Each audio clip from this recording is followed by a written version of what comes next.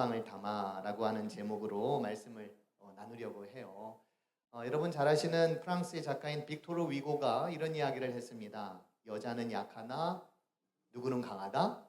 엄마는 강하다. 여자는 약하나 엄마는 강하다. 제 경험으로 봐도 그런 것 같습니다. 저희 어머니를 봐도 그런 것 같고요. 또 제 아내하고는 결혼하기 전부터 이제 사귀었던 관계이기 때문에 여자로서 함께 있다가 또 엄마로서 또 제 엄마가 아니라 제 아이의 엄마로서 이렇게 또 지켜보니까 엄마가 더 강하다 이제 이런 또 생각이 또 많이 들기도 합니다. 엄마는 생명의 잉태하시죠. 또 보존도 하십니다. 또 그리고 번성을 또 하시지 않습니까? 엄마의 어떤 모성 본능이라고 하는 것은 굉장히 오묘하고 또 신비롭다 이렇게 느껴질 때가 많이 있습니다. 2008년도에 중국에서 대지진이 일어났었습니다. 스촨성 대지진이었는데요. 당시 잔해 속에서 한 엄마께서 갓난 아이를 감싸 안은 채에 이렇게 죽은 그게 매스컴에 막 회자가 된 적이 있었어요. 그래서 감동적인 어머니 뭐 이런 이야기들이 많이 있었는데 아기는 뭐 살았다고 그래요. 엄마는 죽었지만은요. 그런데 이 엄마께서 휴대폰에다가 이제 죽기 직전에 아마 글을 남겼던 것 같습니다. 아이가 살아나기를 바라는 마음으로 이제 글을 남겼는데 그 메시지가 이랬어요. 아가야, 만약 살아남게 된다면 이 말을 꼭 기억해다오. 엄마는 너를 사랑한단다 라고 하는 그런 메시지였다고 합니다. 아마 오늘 특송을 부르신 분들은 이제 아가야 할 만한 아이는 없으세요. 그렇죠? 다 이제 자라서 그랬지만은 엄마와 같은 심정이 참 이렇게 훌륭하고 대단하다라는 그런 생각을 해봅니다. 어머니는 사람이 보기에는 불가능한 일이기도 하지만 자녀를 위하는 일이라면 가능하게 만드는 그런 힘이 어디선가 솟아나는 것 같아요. 그래서 어떤 사람은 이런 얘기를 했습니다. 모성의 힘은 도전과 저항의 힘이며 모든 전략과 지혜의 원천적인 힘이다 라고 그렇게 이야기를 했습니다. 어머니의 힘은 도전하는 힘이에요. 그리고 저항하는 힘이다. 그리고 모든 전략과 지혜의 원천적인 힘이다 라고 이렇게 이야기를 했습니다. 이 말은 오늘 본문에 나오는 이 모세의 어머니 되시는 요게벳을 이야기하는 것 같기도 하고요. 또 여기에 계시는 모든 어머니들을 이제 총칭해서 말씀하는 것 같은데 오늘 본문에도 보면 모성 본능의 극치라 할 수 있는 한 어머니께서 나옵니다. 모세의 어머니 요게벳이라고 하는 그런 분이시죠. 생명의 탄생은 신비고 또 축복입니다. 아이가 자라가며 얻게 될 행복감은 이루 다 말할 수 없는 기쁨이고 또 즐거움이 되어야 할 텐데 모세가 태어났을 그 당시에는 그런 기쁨도 그런 즐거움도 느끼지 못하는 그런 시절이었습니다. 성경에 보면 요셉을 알지 못하는 새 왕이 이제 등극을 하게 되었고 그리고 애굽이 이스라엘 민족을 노예로 삼으면서 아이를 낳으면 특별히 아들을 낳으면 이제 죽여라 라고 하는 그러한 말도 되지 않는 그런 일들이 벌어지게 됐습니다. 특별히 이제 히브리 산파를 고용해가지고 아들을 낳으면 이제 나일강에 던지든지 아니면은 뭐 어떻게 해서든지 이제 죽여라라고 하는 그러한 명령이 이제 있어지게 된 거죠. 이런 상황 속에서 임신을 한다는 것 이게 웬 말이겠습니까? 그죠? 그리고 출산을 하더라도 아들인 경우 죽여야만 하는 그러한 상황을 모면하는 것은 굉장히 어려운 일이었을 겁니다. 그런데 그 와중에 모세가 태어났습니다. 모세가 태어났는데 아직 죽지 않았다라고 하는 것은 어쩌면 히브리 산파 가운데에 아이가 나와도 죽이지 않았던 시프라라고 하는 사람과 부아라고 하는 사람의 어떤 영향이 이 모세에게 있지 않았을까 하는 그런 생각도 또 해보게 되는데요. 어쨌든 모세는 죽지 않고 이제 엄마 손에 맡겨지게 되었습니다. 소설 같은 이야기이죠. 그러나 소설 같은 이야기라도 엄마들이 하면 가능한 이야기가 될 수 있다 하는 생각을 또한 해보게 됩니다. 더욱이 태어난 아기의 얼굴을 본 엄마라면 그리고 히브리 산파들이 아이를 낳으면 물론 이제 하나님께서 또 특별한 명령을 주셔서 그 아이를 어떻게 할 수는 없었겠지만 이 아이의 눈망울을 바라봤었을 때 이 아이의 얼굴을 바라봤을 때에 아무리 왕의 명령이라 하더라도 그것을 지킬 수는 없었을 것입니다. 며칠 전에요. 그 세계적인 그 동물 학자인 제인 구달이라고 하는 분이 계셨는데 이분이 이제 돌아가셨습니다. 평생 동물들의 삶과 서식지 그리고 환경 보호에 지대한 영향을 끼쳤던 그런 여성분이었었죠. 특별히 이분은 동아프리카 야생 침팬지를 이제 친구로 삼으면서 이제 이들도 도구를 사용할 수 있다. 그리고 이들도 공동체의 어떤 사회적인 관계를 맺으면서 살 수 있다라고 하는 것들을 밝혀냈습니다. 그리고 침팬지도 인간처럼 감정과 개성을 가지고 있다라고 하는 것도 이제 밝혔던, 그래서 이제 동물 연구에 새로운 장을 열었던 그런 사람입니다. 이분이 언젠가 이런 이야기를 들려주셨어요. 어느 동물원에서 침팬지가 있었습니다. 근데 이제 침팬지는 물을 무서워하기 때문에 또 사람들을 그 침팬지의 위험으로부터 좀 멀게 하기 위해서 침팬지를 저기다 놓고 그 사이에 물이 있고 그리고 또 사람이 구경할 수 있는 그런 구조의 말하자면 동물원이었는데요. 침팬지가 실수를 해가지고 그만 물에 빠진 겁니다. 물에 빠져서 떠내려가고 있는 그런 상황 가운데에 모두가 다 어찌할 바를 모르고 있는 그런 상황이었는데 어떤 사람이 이제 그 물가로 뛰어든 거예요. 그리고 그 침팬지를 구출하기 시작을 했습니다. 그리고 결국에는 이제 구출을 했어요. 사람들이 이제 물었습니다. 이 위험천만한 일을 네가 그렇게 하냐? 큰일 나면은 어떻게 하려고 그랬느냐라고 이제 이야기를 했더니 이분이 이렇게 이야기를 하는 겁니다. 그때 물속에서 살기 위해 필사적으로 허우적거리던 침팬지의 눈이 저의 눈과 딱 마주쳤어요. 그런데 그 눈이 꼭 사람 눈처럼 보였어요. 그래서 뛰어들었죠 라고 하는 그런 이야기였습니다.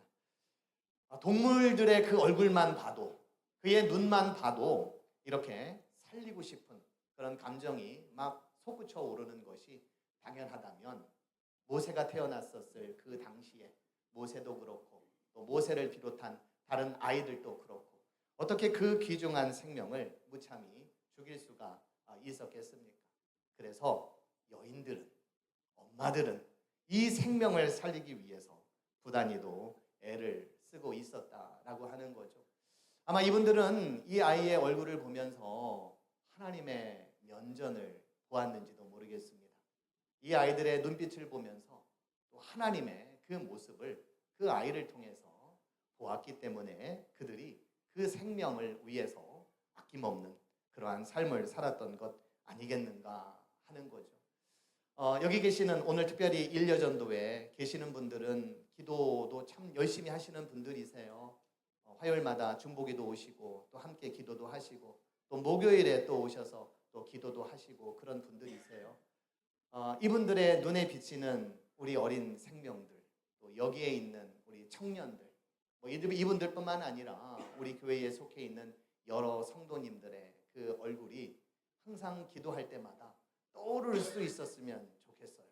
그래서 이 얼굴을 볼 때마다 하나님을 본 듯하고 이 청년들의 이 안타까운 그러한 얼굴을 볼 때마다 하나님의 심정을 함께 또 읽어 내려가고 그래서 그들을 위해서 기도하고 또 어머니로서 그들을 위한 마음을 늘 베풀어 줄 수 있는 우리 일여전도회 될 수 있기를 간절히 축복드립니다.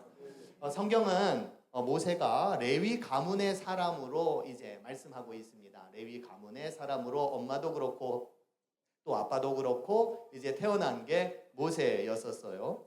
레위 지파는 그 야곱의 세 번째 아들인 레위의 후손들이죠. 특별히 이들은 땅을 분배받지 않고 성막과 성전의 봉사를 맡았던 그런 구별된 지파였습니다. 모세가 레위 지파였었기 때문에 이스라엘의 영적인 지도자가 될 수 있었던 거예요. 모세가 레위 지파였었기 때문에 율법의 전달자로서 하나님으로부터 율법을 수여받고 또 그 율법을 지키는 일, 또 율법을 또 이렇게 가르치는 일, 또 성막에서 또 하나님을 또 이렇게 만날 수 있는 그런 일들을 모세가 살았기 때문에 할 수 있었던 그런 일들이었습니다. 그리고 모세 이후에는 레위 지파가 제사장 지파로 자리매김하는 데 있어서 결정적인 역할을 했습니다.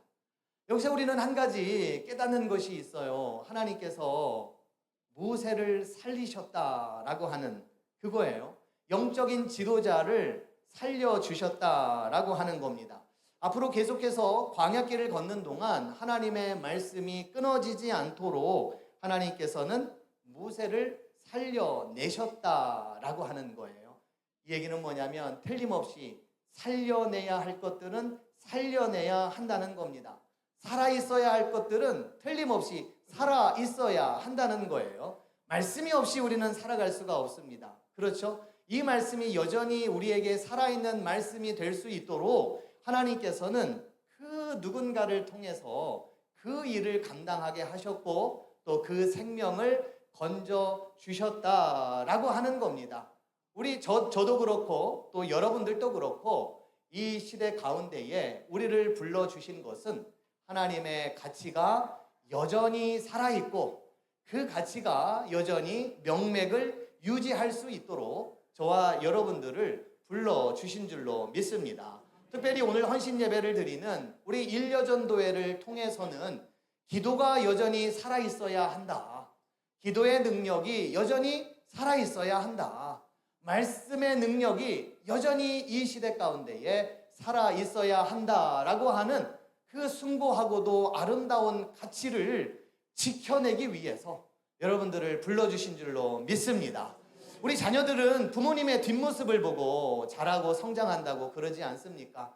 우리 일여전도의 뒷모습을 보면서 우리 이여전도회가 또 우리 이여전도의 뒷모습을 보면서 삼여전도회 그리고 사여전도회가 어떻게 말씀을 지켜나갈 수 있는지 어떻게 기도의 능력을 지켜나갈 수 있는지를 우리가 서로 목도하고 지켜볼 수 있는 그러한 은혜가 있어지기를 간절히 축복드립니다. 하나님께서는 이러한 일을 누구를 통해서 하셨냐? 여성을 통해서 하셨습니다. 살려내야 되겠다. 살려내야 되겠다. 모세가 죽으면 안 된다. 모세를 살려내서 하나님의 말씀이 여전히 계속해서 광야길을 앞으로 걸어가게 될 텐데 걸어가는 그 길 가운데에 그 말씀이 들려질 수 있도록 이 모세를 여성을 통해서 살려냈던 것처럼 저와 여러분들을 통해서 특별히 일여전도회를 통해서 살려내야 할 가치들을 살려낼 수 있는 그러한 은혜가 있기를 간절히 축복드립니다. 요게벳은 임신하였고요. 그리고 모세를 낳은 후에 석 달 동안 그를 키웠습니다. 숨겨서 키웠습니다. 얼마나 조마조마했겠습니까? 얼마나 마음이 애탔겠어요. 언제까지 이 아이를 숨길 수 있을까? 언제까지 이 아이를 내 품에 품을 수 있을까라고 하는 그러한 생각들이 얼마나 많이 그에게 있었습니까? 그러다가 이제는 더 이상 아이를 키울 수 없는, 숨길 수도 없는 그러한 상황이 되자 어머니께서는 모세를 갈대 상자를 엮어서 그리고 역청을 바르고 또 나무 진을 칠하고 아기를 담아서 나일강가에 떠내려 보냅니다. 이 장면을 생각해 보면 그 마음이 얼마나 찢어지겠습니까? 그 아픔이 얼마나 찢어지겠어요. 최근에 뉴스 가운데에 캄보디아 이야기 여러분들 많이 들으시죠? 우리 젊은이들이 돈 좀 더 벌겠다고 광고를 보고 갔는데 거기서 그런 일이 벌어질 거라고 또 누가 상상이나 했겠으며 거기가 악의 구렁텅이다라고 알고 간 사람들은 도대체 누가 있었겠습니까? 아이들이 사지로 이렇게 몰아가고 있고 또 살아보겠다고 또 그렇게 애를 쓰고 있는 그런 젊은이들을 볼 때마다 또 우리의 마음도 참 아픈데 오늘 이 모세의 어머니 요게벳이 그 아이를 갈대 상자에 엮어서 넣어서 강에다가 띄어보냈다. 이거는 정말 가슴이 찢어지고 아픈 그런 순간 아니겠습니까? 그런데 어떤 분이 이 본문을 가지고 또 이렇게도 생각을 하더라고요. 그때 어머니 요게벳만 그렇게 갈대 상자를 만들어서 보낸 것은 아니었었다. 대부분의 많은 엄마들이 그렇게 해서 아이들을 보냈을 것이다 라고 그렇게 이야기를 합니다. 왜 그랬을까요? 아이를 그냥 산채로 강에다가 던져버릴 수는 없지 않겠습니까? 어떻게 해서든지 먼저 장례를 치르든지 아니면은 이 아이가 살 수 있는 희망이라도 좀 갖고자 하는 그런 마음이 동했는지 이 갈대 상자가 나일 강가에 흐르고 또 흘러갔다라고 하는 거예요. 근데 중요한 것은 뭐냐면 이 갈대 상자 안에 갈대 상자 안에 물이 들어가지 않도록 뭘 발랐어요? 역청을 바르고 또 나무진을 발랐다라고 하는 거예요. 엄마의 심정이 읽혀지는 그런 대목 아니겠습니까? 강으로 보내는 것도 참 위험천만한 일인데 조금이라도 어떻게 해서라도 이 아이의 생명을 모르겠어요. 뭐 가다가 상어가 나타나든 아니면은 악어가 나타나든 물고기의 밥이 되든 그렇게 될 소지가 상당히 큰 그러한 상황이지만 그래도 살려보겠다라고 하는 그런 마음이 이 갈대 상자 속에 담겨져 있다라고 하는 거예요. 사실 모세는 나중에서야 건지운 바 되었죠. 건지운 바 되었지만 모세의 입장에서 보았을 때, 나중에 장성해서 보았을 때에 이 얼마나 비통한 일이었겠습니까? 나만 다행스럽게 살기는 했지만 이 시대가 그렇게 어마어마한 그러한 시대 속에 내가 살아났구나. 정말 내가 이렇게 건지운 바 된 것은 도대체 어떤 의미와 뜻이 있을까? 하나님께서는 왜 다른 아이들은 그렇게 강가에서 죽음을 당하도록 그냥 내버려 두셨는데 왜 나는 살리셔서 나를 또 이렇게 또 인도하셨는가? 마냥 기쁘지만은 않았을 거예요. 이스라엘 백성들을 이끌어 가면서도 항상 그 생각을 했었을 겁니다. 나의 책임이 얼마나 막중한가? 나의 소명이 얼마나 큰가? 라고 하는 것을 모세는 늘 생각을 했었을 겁니다. 그러한 상황이 모세의 어린 시절 가운데에 있었다라고 하는 거예요. 그런데 저는 그 둥둥 떠다니는 나일 강가에 그 갈대 상자를 보면서 어느 장면이 떠올랐냐면 예수님의 십자가의 장면이 떠올랐습니다. 예수님의 십자가는 골고다 언덕에서 올라갔어요. 골고다라고 하는 것은 해골의 곳이라고 하는 뜻 아닙니까? 여러 해골들이 있는 곳이에요. 옛날 십자가에서 죽임을 당한 사람들은 그냥 처참하게 죽으면 그냥 저 벼랑 끝에 내던지거나 그냥 뭐 버려졌다고 합니다. 복음서에 예수님은 굉장히 고상하게 이제 동굴 속으로 이제 아리마대 요셉을 통해서 장사 지내는 모습으로 나오기는 하지만 대부분의 시신들은 다 버려졌어요. 까마귀의 밥이 되거나 아니면 들깨의 밥이 되거나 해서 그런 정도로 비참한 그런 시대에 예수님의 십자가도 역시 이렇게 골고다에 오르게 되었던 거죠. 해골의 곳입니다. 해골들이 많은 그 곳에서 예수님 역시도 해골이 될 수밖에 없지만 그러나 해골이 되지 않았어요. 예수님은 수많은 죽음 가운데에서 다시금 살아나셨고 다시금 생명으로 부활을 하셨습니다. 세상은 여전히 죽임의 문화이고 또 세상의 힘없는 자들을 그렇게 압제하고 또 처단하고 그렇게 비참한 삶으로 만들지만 그러나 하나님께서는 그 가운데에서 예수님의 십자가를 통하여 부활의 생명과 능력으로 이끄셨습니다.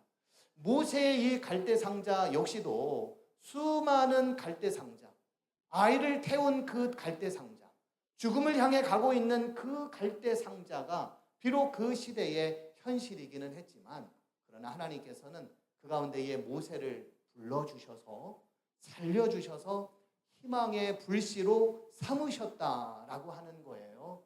세상은 그런 세상이지만 그러나 나는 희망을 보겠다. 희망을 심겠다. 희망을 주겠다라고 하는 것이 또 모세의 갈대 상자 속에 담겨져 있는 그런 의미라 할 수 있겠습니까?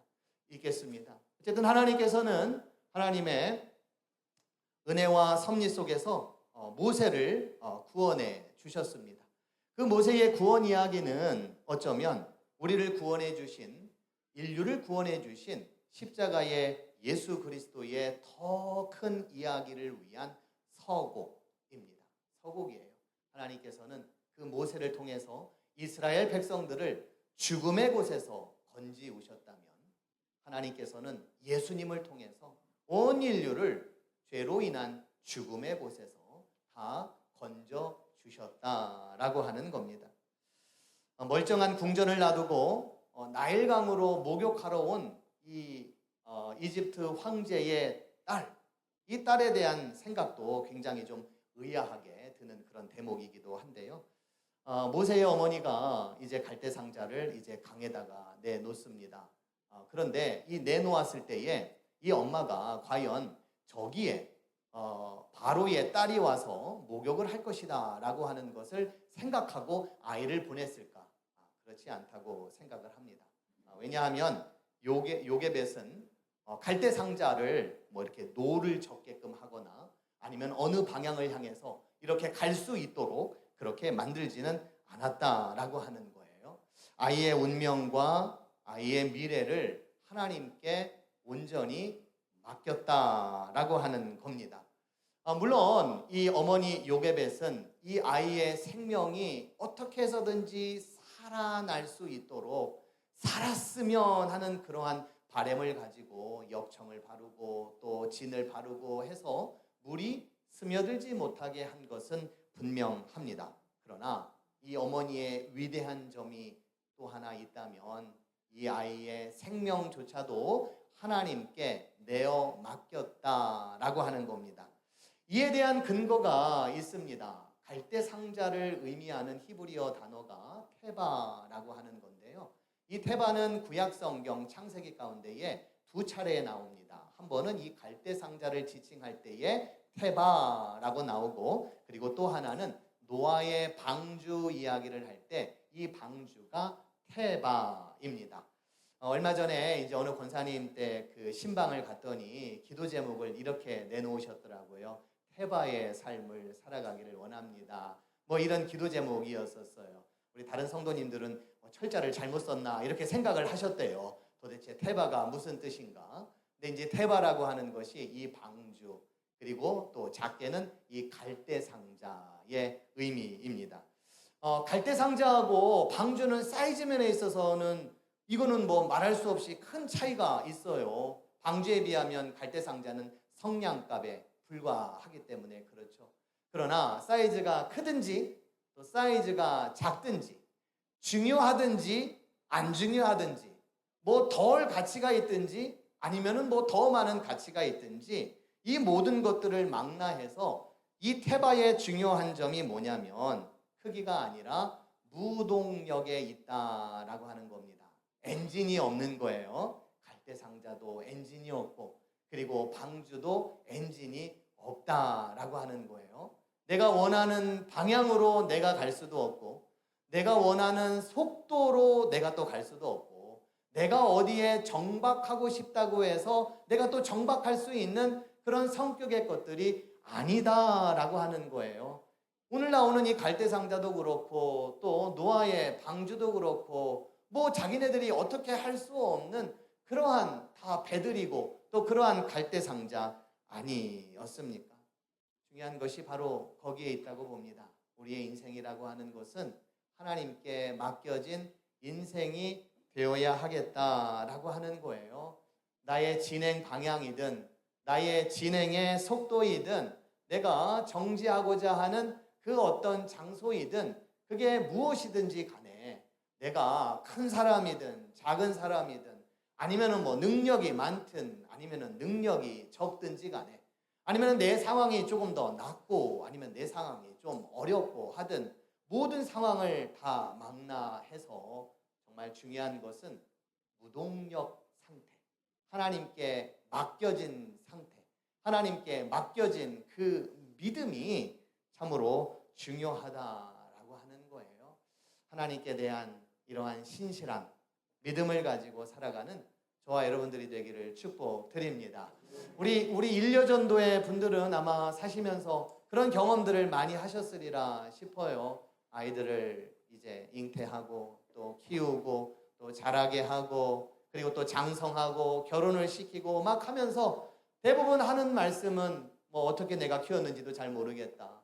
뭐 하나님이 키워주신 것 같다. 뭐 내가 한 것은 별로 없는 것 같다. 내가 어떻게 이 일들을 다 했는가 생각해 보면은 이게 뭐 모터가 있어서 아니면은 뭐 방향키가 있어서 뭐 내가 원하는 대로 간 것도 같지 않고 그저 하나님께서 잘 이끌어 주시기를 바라는 그러한 마음과 기도로 살아온 것 같다라는 그러한 고백을 또 이렇게 하실 텐데요.